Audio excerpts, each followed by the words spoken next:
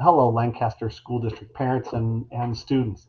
So today we're talking about Google Classroom and kind of how it works and what's in there that you might want to access and use. So I'm on a student's class link. And I'm going to click on the Google Classroom student right here, the Google Classroom login. You'll also see it at the very bottom of your Chromebook if you're on a Chromebook. So I'm going to click right here into Google Classroom. And what you will see come up is all of the different classes that the student is in or has been invited to. Um, if the student has a code and needs to join a class, they can click this plus button up here to join a class. They put in the code, and then this will turn into a blue join button and allow them to join that particular class. The other way, if a teacher has already pre-invited them, they'll see a join button right on the panel. They can click that and join into the class. Once they're in a class, they can go in by clicking on the name of the class. They can go in and enter that classroom, and you'll see three different tabs at the top: stream, classwork, and people. In the stream, this is kind of like a running blog.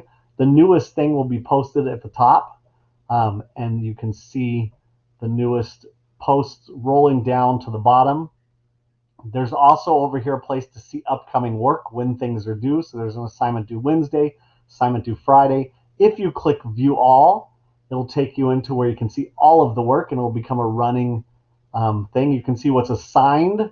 So these are things that have not been completed. They're assigned. They have a due date. You can see what's returned. This would be work that the student has completed and has had returned.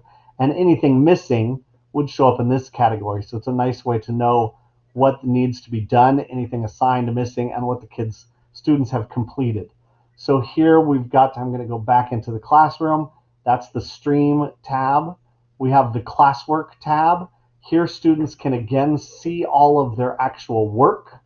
And this can be done several ways. If the teacher has done topics, the topics are going to show up over here. Makes it a little bit easier to find certain things. So in this case, you'll see there's a link for WebEx. If I click that, it just goes straight to the link. And then here is August 11th through 15th work. If I click here, it's going to show them just the work for that week. And here's all topics, so you can see things that are coming up. If things are not done by topics, it again would be like a running blog of assignments, with the newest thing being at the top. Okay. I can view work here, which will open up the same thing you saw in the stream: all assigned, returned, and missing. Okay. I can also click up here to see what it looks like on the Google Calendar. Anything that's been assigned, and it'll show up as their due date. So you'll see for this calendar here, the test calendar, it's a blue. It's showing up on the calendar in blue with the day and when it's due. Okay.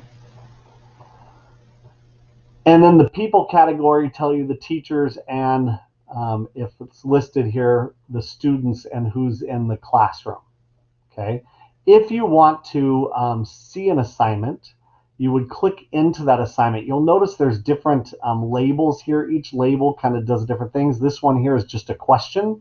It's got a little question. If you click in, it lets you view the question, and it lets you just answer that question really quick. And then there's a turn it in button right here. Students can, if enabled, add a class comment that everyone sees. Sometimes that's not enabled by the teacher. And here they can add a private comment for the teacher only. If they have a private comment like, hey, I don't understand this, I'm not sure what that word means, or I'm not sure what to do here. And that would go straight to the teacher and let them know that they're having trouble. Okay. This one here is an actual assignment. I click in. It might have things attached for it. So here I'm in the assignment. It says what needs to be done. And up here is the work. So if I click that, it's actually going to open up what it is that student needs to fill out and complete and work on. So in this case, it's a slideshow that they have to fill out, and it says, tell us all about you, favorite sport, favorite food, activities, things, etc. It's our chance to learn about you. So the student would have to complete that slideshow. And then, of course, there is a turn it in button. If the student has an assignment and nothing's been attached, they might need to add or create their own thing. And they can do that by clicking this button right here, add or create. And they can do a doc, a slide, a drawing, put something from their drive, or something from the computer or a link to somewhere on the internet by adding it to right here and then turning it in. So all of that can be done by clicking on the assignment and seeing all the different things about the assignment from within here. Okay. Sometimes it's just material. This little symbol here is material, and this one here is just stuff sometimes for the kids to read or look at. So you'll see things to read for class, discussion on ancient Egypt. If they click those, it's going to take them to an article or an internet link and stuff that the teacher would want them to read about that. There is no place for a private comment here, and class comments were turned off.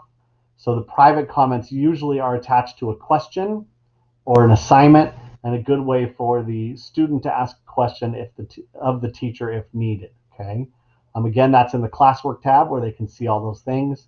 And hopefully that gives you an idea of how Google Classroom can work. As a parent, one of the things that you could do is request to be added into the student's Google Classroom as a guardian.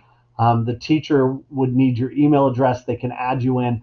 You would get to choose, do you want a weekly summary, a daily summary, and it would send you an email of what's been posted. If you do a daily, it's going to come every day. If you do a weekly, you're going to get like a weekly summary on the weekend that shows you the work, what's been posted, and what the students have to work on for that last week.